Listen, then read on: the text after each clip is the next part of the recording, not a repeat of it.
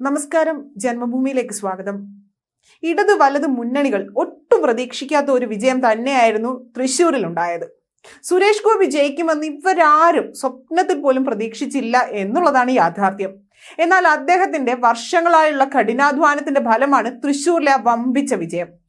കോൺഗ്രസിന്റെ സ്ഥാനാർത്ഥിയായ കെ മുരളീധരൻ വോട്ടെണ്ണലിന്റെ തലേ ദിവസം പോലും സുരേഷ് ഗോപിയെ പരിഹസിച്ചു.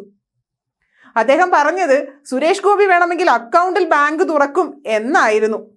എന്നാൽ മുരളീധരനെ രാഷ്ട്രീയ വനവാസത്തിലേക്ക് പോകേണ്ട ഗതികേടിലേക്കാണ് പിന്നീട് ഈ ഒരു വിജയം തള്ളിവിട്ടതും. നമ്മൾ കണ്ടതും അത് തന്നെയാണ്.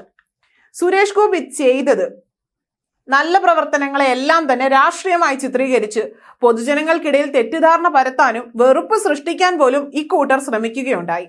എന്നാൽ അതിനെയെല്ലാം തള്ളിയുള്ള വിജയമായിരുന്നു അദ്ദേഹത്തിൻ്റെത്.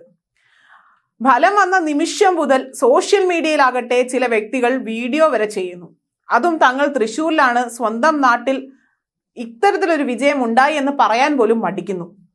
തൃശ്ശൂരിന്റെ അന്തകൻ വന്നു എന്നൊക്കെ പോകുന്നു ട്രോളുകളും വീഡിയോയുമെല്ലാം.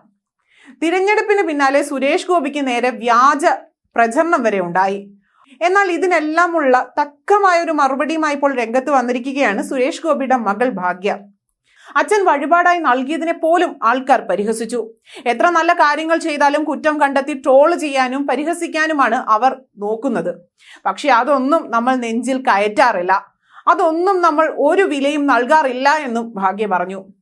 അടിപൊളി മാസൊരു മറുപടി തന്നെയായിരുന്നു അത്. അദ്ദേഹത്തിന്റെ ജോലിയുമായി മുന്നോട്ട് പോകും. എന്തൊക്കെ സംഭവിച്ചാലും, എത്രയൊക്കെ കളി കളിച്ചാലും, തോറ്റാലും ജയിച്ചാലും അദ്ദേഹം ആളുകൾക്ക് വേണ്ടിയാണ് പ്രവർത്തിക്കുന്നത്. ഒരുപക്ഷെ ഇത്തവണ തോറ്റിരുന്നെങ്കിൽ പോലും നാട്ടുകാർക്ക് വേണ്ടി ചെയ്യുന്നതിൽ അച്ഛൻ ഒരു കോട്ടവും വരുത്തുമായിരുന്നില്ല എന്നും നല്ല കാര്യങ്ങൾ തുടരുക തന്നെ ചെയ്യുമെന്നും ഭാഗ്യ പറഞ്ഞു.